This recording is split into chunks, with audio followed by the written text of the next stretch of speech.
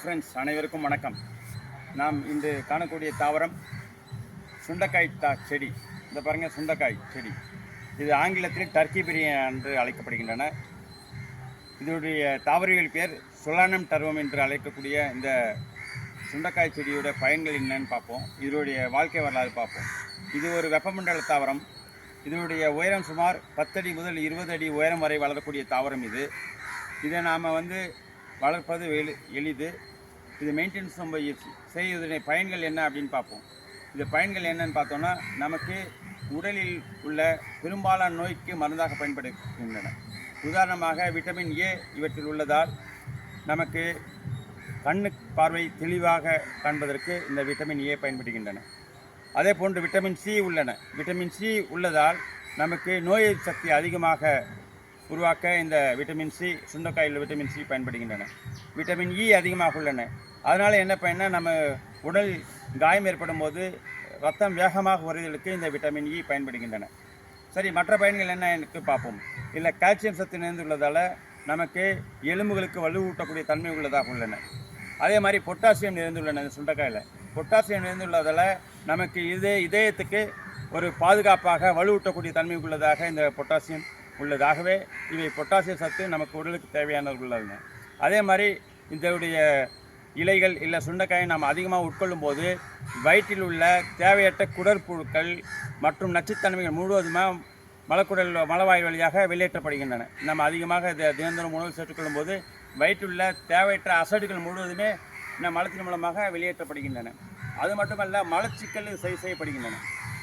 நாம் இது அதிகமாக உணவில் உட்கொள்ளும் போது மலச்சிக்கலும் நமக்கு என்னது, அது மலச்சிக்கல் சரி செய்யப்பட்டு மலம் கழிக்கும்போது லேசாக இவை நம்ம உடலில் மலம் கழிக்க பயன்படுத்தப்படுகின்றன.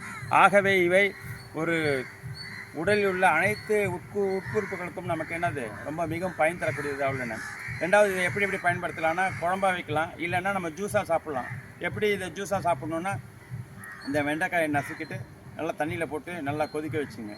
நல்லா கொதிக்க வச்சு அந்த தண்ணியை வடிகட்டி நம்ம என்ன பண்ணணும், வடிகட்டி கசப்பு தன்மை இருக்கும். அதனால் உங்களுக்கு தேவையான மோர் ஆட் பண்ணி அதை மோரோட கலந்து இந்த சுண்டைக்காய் வேகப்பட்டு தண்ணியில் குடிக்கலாம். இல்லை உங்களுக்கு இன்னும் அது கசப்பு தன்மை தெரியுதுன்னா தேன் இருக்குது இல்லைங்களா, அந்த தேனை இந்த சுண்டைக்காய் வேகப்பட்டு தண்ணியை வடிகட்டி நம்ம தேன் கலந்து குடிக்கும்போது நம் வயிற்றில் குடலில் உள்ள அசடுகள் வெளியேற்றப்பட்டு குடல் சுத்தம் செய்யப்படுகின்றன. ஆகவே அவை மட்டுமல்ல, நாம் சுண்டைக்காய் வறுத்தலாகவும் போடலாம். எப்படின்னா, சுண்டைக்காய் இடித்து மோரோட கலந்து வெயிலில் ஒரு 10 நாள் வச்சோன்னா அது என்ன ஆகும், ஃபுல்லாக அந்த மோர் எல்லாம் இருக்க சுண்டைக்காய் ஃபுல்லாக மோரை உறிஞ்சி அது என்ன ஆகும், காஞ்சி போயிடும். காஞ்சி போன பிறகு நம்ம என்ன பண்ணோம், மிக்சியில் போட்டு அந்த சுண்டைக்காயை அடித்து பவுட்ரு பண்ணி வச்சுக்கணும்னா சுடுசோரில் போட்டு நம்ம பசங்க சாப்பிடும்போது நம்ம உடல் உறுப்புகள் உறுப்புகள் இல்லையா, குடலில் லிவர், கணையம் அனைத்துள்ள நோய்கள், நச்சு கிருமிகள் அகற்றப்படுகின்றன. ஆகவே நமக்கு உடலில் பெரும்பாலான நோய்களுக்கு கணையம் முதற்கொண்டு அதில் உள்ள லிவர், கணையம் ஆகியவற்றில் நச்சுத்தன்மையும் நீக்கக்கூடிய வல்லமை இந்த சுண்டைக்காய்க்கு உள்ளன. ஆகவே நாம் கண் பார்வை முதற்கொண்டு விட்டமின் ஏ இருக்குது, விட்டமின் சி பார்த்துட்டோம், விட்டமின் இ பார்த்துட்டோம். அதே மாதிரி நமக்கு பொட்டாசியம் அதிகம் இருக்கிறனால இதயத்தை பாதுகாக்குதுன்னு சொல்லி நம்ம பொட்டாசியத்தை பார்த்துட்டோம். கால்சியம் அதிகமாக இருக்கிறனால எலும்புக்கு வலுவூட்டுகிறது என்று பார்த்தோம். அது இல்லாமல் உடலில் வயிற்றில் உள்ள குடல் புழுக்கள் முழுவதும் இந்த உணவு உள்ளும்போது என்ன பண்ணுது, அனைத்து புழுக்களும் நீக்கப்படுகின்றன. ஆகவே நமக்கு நம்ம மோரை ஜூஸாகவும் எடுத்துக்கலாம். அதையும் நம்ம பார்த்துட்டோம் என்னென்னு. ஆகவே நமக்கு உடலுக்கு உள்ள நோய்களை நீக்கி பெரும்பாலான நோய்க்கு மருந்தாக பயன்படுத்த இந்த டர்க்கி பெரிய தாவரத்தை நாம் அதிகமாக வளர்ப்போம். இதில் டிசீஸ் அதிகமாக வரும். இங்கே பாருங்கள், மில்லிபேக் டிசீஸ் பாருங்கள், தெரியுதுங்களா? வெள்ளைப்பேன் என்று அழைக்கக்கூடிய இந்த மில்லிபேக் டிசீஸ் பாருங்கள். இது இருக்கனால நம்ம உணவை இதை ஜூஸாக அடிக்கக்கூடாது. ஏன்னா நமக்கு உபாதைகள் ஏற்படும். இங்கே பாருங்கள், ஒவ்வொரு இலைக்கிலையுமே இதில் நிறைய டிசீஸ் வருது பாருங்கள். மில்லிபேக் டிசீஸ் பாருங்கள், காய்களையுமே உண்டு. இங்கே பாருங்கள், இலைக்கில மட்டும் இல்லை, பார்வைக்கு காண்பிக்கிறேன். இங்கே பாருங்கள், இந்த பாருங்கள், இது காம்பில் பாருங்க, இந்த சுண்டைக்காய் காம்பில் இருக்குது பாருங்கள். இங்கே பாருங்கள், இதை பாருங்கள், பேன் பாருங்கள், இது இருக்குது பாருங்கள். நம்ம தலையில் உள்ள பேன் மாதிரியே இருக்கும், வெள்ளை நிறத்தில் முலாம் பூசின மாதிரி இருக்கும். இந்த மில்லிபேக் டிசீஸ் நாம் வரதுக்கு நம்ம என்ன ஃபஸ்ட்டு கிளியர் பண்ணணும். அப்போது நாம் என்ன பண்ணணும்னா, நம்ம வேப்பெண்ணெய் இருக்கு இல்லைங்களா, அது 10 லிட்டரில் ஒரு 100 ml போட்டு நல்லா மிக்ஸ் பண்ணி நம்ம ஸ்ப்ரே பண்ணி விட்டோன்னா, டிசீஸ் இருந்தால் மட்டும் மாதத்தில் 2 முறை ஸ்ப்ரே பண்ணுங்கள். இருக்கிற எல்லா டிசீஸும் போயிடும். உங்களுக்கு அதிகமான அளவு இந்த டிசீஸ் வரதுக்கு முன்னாடியே நீங்கள் ஸ்ப்ரே பண்ணிட்டீங்கன்னா ஆரம்பத்திலே அது ஒழிக்கப்பட்டுரும் இந்த நோய்.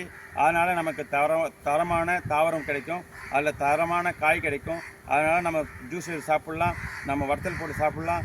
ரெண்டாவது நம்ம என்ன பண்ணலாம், டைரெக்டாக குழம்பா வச்சும் சாப்பிட்லாம். ஆகவே இந்த சுண்டைக்காய் இந்த இலையை கூட ஜூஸ் போட்டு சாப்பிட்லாம். சுத்தம் செய்யப்பட்டு கழுவப்பட்டு ஜூஸ் போட்டு செய்யும்போது உடலில் இது கசப்புத்தன்மை அதிகமாக இருக்கும் டைரெக்டாக எடுத்தோன்னா. அதனால் கீரையாக பயன்படுத்தி ஒரு சூப்பு ஜூஸ் அந்த மாதிரி எடுக்கலாம். அப்போ அதிகமாக இருக்கும்போது நம்ம என்ன பண்ணணும், மோரோடு கலந்து சாப்பிட்லாம், தேனோடு கலந்து சாப்பிட்லாம். ஆகவே உடலுக்கு முழுக்க முழுக்க ஆரோக்கியம் தரக்கூடிய இந்த டர்க்கி பெரி என்று ஆங்கிலத்தில் அழைக்கக்கூடிய தமிழ் சுண்டைக்காய் என்று அழைக்கக்கூடிய தாவரம் நமக்கு உடலுக்கு தேவையான அதிக பயன் தரக்கூடிய உள்ளன. ஆகவே இது வெப்பமண்டல தாவரம். டைரக்ட் சன்லைட்டில் வைங்க, நிறையா கொத்து கொத்தாக காய் வரும். இங்கே பாருங்கள் காய் எவ்வளோ இருக்குது பாருங்கள். இங்கே பாருங்கள், இந்த பூக்கள் பாருங்கள், உங்களுக்காக பூக்கள் காமிக்கிறேன். இங்கே பாருங்கள், ஃபுல்லாக எவ்வளோ பூக்கள் இருக்குது. ஒவ்வொரு கண்ணுக்குள்ளேயும் பூக்கள் பாருங்கள். இங்கே பாருங்கள், கீழ் பிரான்ச்சு பாருங்கள், அப்படியே மேலே வாங்க, ஒவ்வொரு கணுக்களையும் அப்படியே காமிச்சிட்டு வாங்க. ஃபுல்லாக பாருங்கள், பூக்கள் நிறைந்து காணப்படுகின்றன. ஆகவே இது ஒரு பெரிய மரம் அல்ல, துணை மரம், சப்ட்ரி என்று அழைக்கப்படுகின்றன ஆங்கிலத்தில். அப்படின்னா நமக்கு 10 அடி முதல் 20 அடி உயரம் மட்டுமே வளரக்கூடியதாக உள்ளன. இது ஒரு பெரனியல் தாவரம். அதனால சீக்கிரமாக ட்ரை ஆகாது.